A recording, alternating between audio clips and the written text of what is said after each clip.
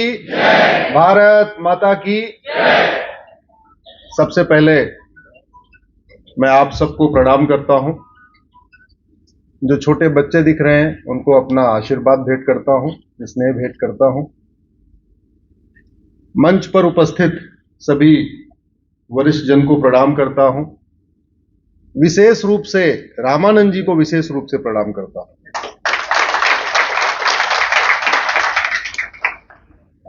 शशि जी तो हमारी बहन जैसी हैं। इसके पहले मेरा एक कार्यक्रम हुआ था तो मेरा भोजन शशि जी के यहाँ हुआ था। और यहाँ बहुत से लोग बैठे हैं। बसंत सेठिया जी हैं, कलकत्ता आना जाना होता है तो उनके यहाँ रहता है। सोमानी जी बैठे हुए हैं। यहाँ कई लोगों के यहाँ मैं भोजन कर चुका हूँ। पीछे माहेश्वरी जी बैठे हुए हैं।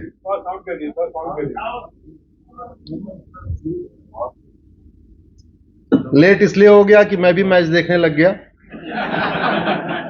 फुटबॉल का मैच अंदर नहीं गया था, सड़क से देख रहा था।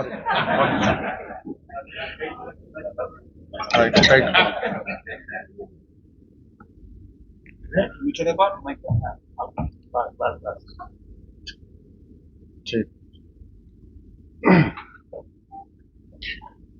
2022 में मैं 90 जिलों में गया था, 2023 में 115 जिलों में गया था, 2024 में आज 73वां जिला है मेरा। इस बीच में मुझे दो ऐसे लोग मिले जो 80 साल से ऊपर थे, जिन्होंने मेरा कार्यक्रम करवाया। उसमें एक रामानंद जी हैं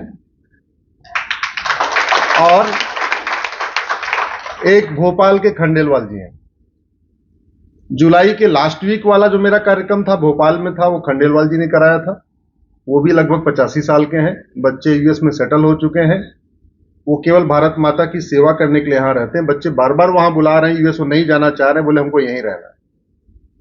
और दूसरे ये अपने रामानंद जी हैं जो 83-84 साल के हो चुके हैं, लेकिन 23-24 साल की तरीके पूरे ऊर्जा से भरे हुए लगातार भारत माता की सेवा में लगे हुए।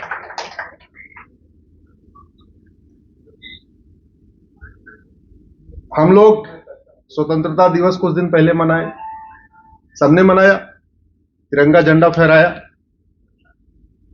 सवाल यह है कि हम कितने स्वतंत्र हो गए। आप जब आपके जीवन में स्वतंत्र है क्या? आप जब जहाज के ऊपर बैठते हैं तो आपको वहां वीटी लिखा हुआ मिलता है। मेरी पीआईएल है, गूगल करिएगा, वीटी अश्विनी उपाध्याय। वीटी का मतलब होता है विक्टोरिया टेरिटरी। पाकिस्तान ने अपना बदल लिया, बांग्लादेश ने अपना बदल लिया, लेकिन भारत में आज भी वीटी चल रहा है और वीटी का मतलब होता है विक्टोरिया टेरिटरी। आपके यहां विक्टोरिया पार्क चल रहा है। बनाने वाले हमारे लोग, मिस्त्री हमारे, सीमेंट बालू हमारा, हेल्पर हमारा, आर्किटेक्ट हमारा, और नाम क्या है? Victoria park. और बहुत गर्व के साथ कहते हैं कि हम विक्टोरिया पार्क के बगल वाले गली में रहते हैं। इसको कहते हैं स्टॉकहोम सिंड्रोम। 3 बड़ी गंभीर मानसिक बीमारियां होती हैं, नार्सिज्म, मेगलोमोनिया और स्टॉकहोम सिंड्रोम। सामान्यतः हम 3 में से, हम सब नहीं, आप लोग नहीं, आप यहां सामने बैठे हैं, अपने ऊपर मत लीजिएगा, क्योंकि ये बातचीत 4-5 करोड़ लोगों तक जाएगी, तो जिसके ऊपर लागू हो वो मान लेगा, आप मत मानिएगा। गुलामी का नाम चल रहा है, गुलामी का इतिहास पढ़ाया जा रहा है, गुलामी की कुरीतियां चल रही हैं, गुलामी की संस्कृति चल रही है, गुलामी की शिक्षा व्यवस्था चल रही है, गुलामी की पुलिस व्यवस्था चल रही है, गुलामी की प्रशासनिक व्यवस्था चल रही है, गुलामी की न्यायिक व्यवस्था चल रही है, गुलामी की टैक्स व्यवस्था चल रही है, गुलामी की व्यापार व्यवस्था चल रही है। ऐसा क्या है हमारे जीवन में जो स्वतंत्र, स्व मतलब अपना, तंत्र मतलब सिस्टम, हमारा कौन सा सिस्टम है और हम कहते हैं हम स्वतंत्र हैं?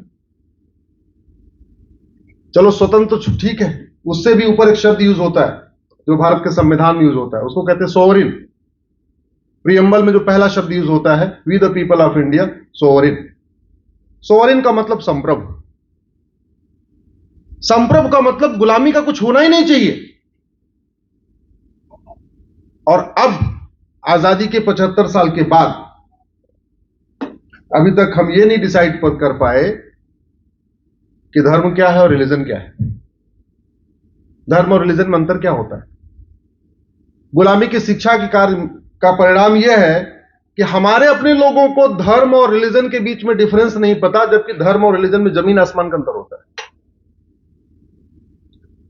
मेरी पीआईएल चल रही है धर्म और रिलीजन के ऊपर कि धर्म अलग है, रिलीजन अलग है, पंथ मजहब अलग होता है। उसमें मैंने 20 डिफरेंस बताए हैं। आज टाइम नहीं है सबको एक्सप्लेन करूं। अगर आप सोशल मीडिया यूज करते हैं तो मेरे ट्विटर, फेसबुक, इंस्टाग्राम पे वीडियो पड़ा हुआ है। परसों मैटर लगा था धर्म और रिलीजन के बीच में। एक्चुअली धर्म जोड़ता है, रिलीजन तोड़ता है। अगर मोटा मोटा एक डिफरेंस आपको बता दूं। अच्छा, धर्म और रिलीजन के बीच में डिफरेंस नहीं पता है तो समझ में आती बात। इवन रिलीजन के बीच में क्या डिफरेंस वो भी समझ में नहीं आता। हमें एक झूठा वाक्य सिखा दिया गया, मजहब नहीं सिखाता आपस में बैर रखना। जबकि सच्चाई है पूरे दुनिया में जो झगड़ा है वो किसका है? जोर से बोलिए जरा। मजहब का। पूरी दुनिया में जो मारकाट मची किसकी मची है? सच्चाई है मजहब ही सिखाता आपस में बैर रखना। हमें इसका उल्टा पढ़ा दिया गया, मजहब नहीं सिखाता आपस में बैर रखना।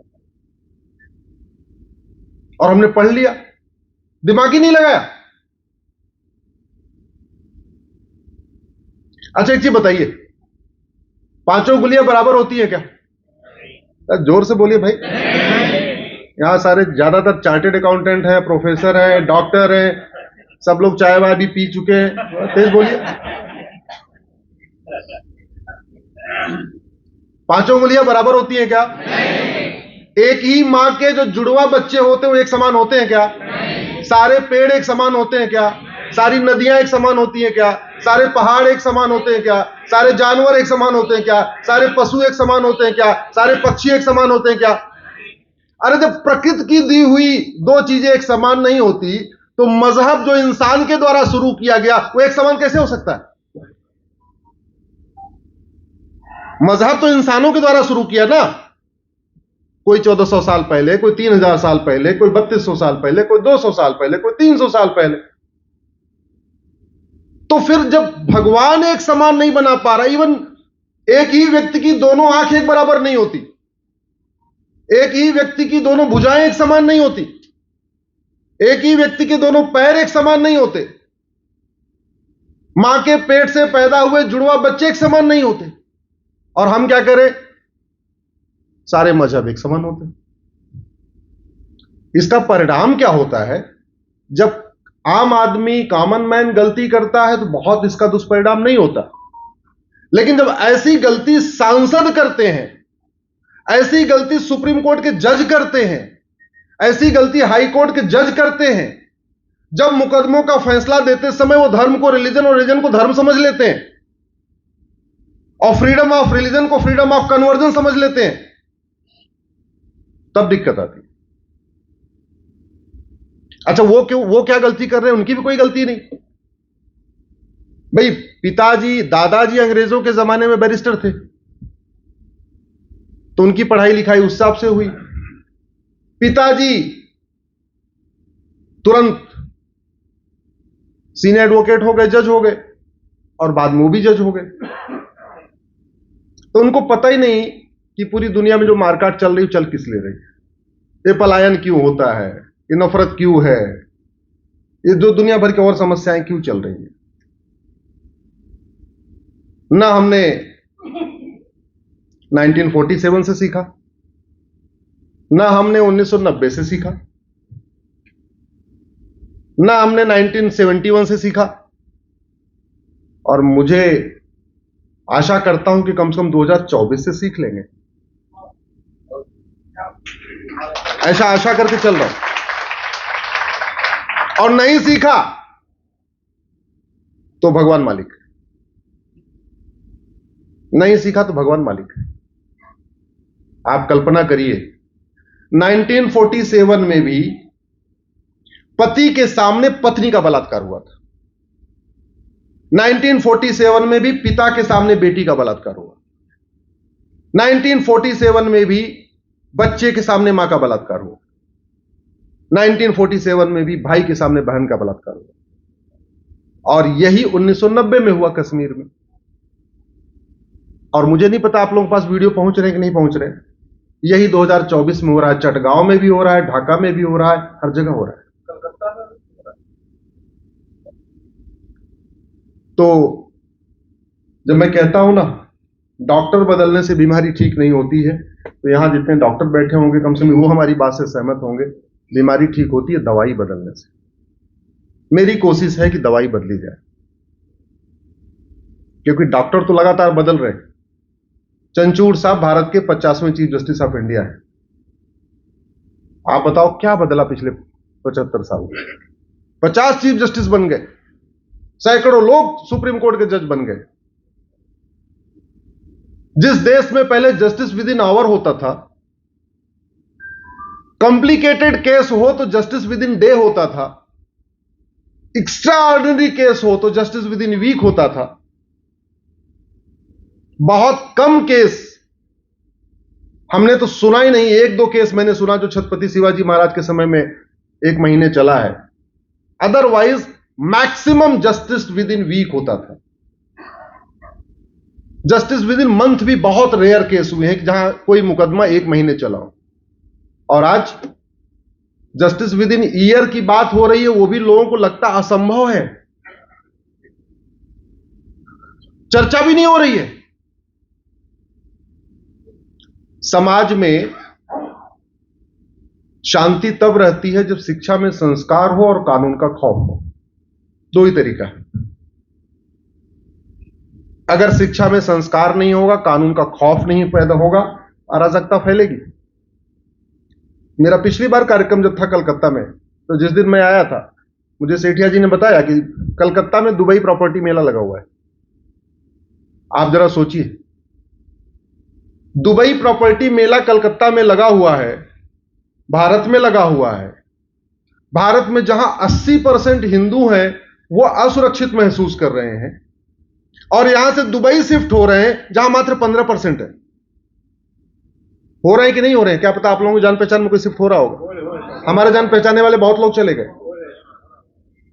समाजवादी भी शिफ्ट हो रहे, वामपंथी भी शिफ्ट हो रहे, अंबेडकरवादी भी शिफ्ट हो रहे, गांधीवादी भी शिफ्ट हो रहे, राष्ट्रवादी भी शिफ्ट हो रहे।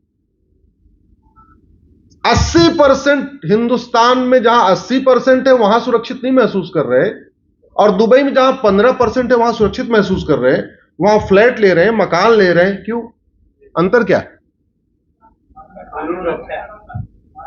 न दुबई में कोई भगवत देवी देवता वहां ने जन्म लिया, न दुबई में कोई शंकराचार्य, न दुबई में कोई कथावाचक, न दुबई में कोई महामंडलेश्वर।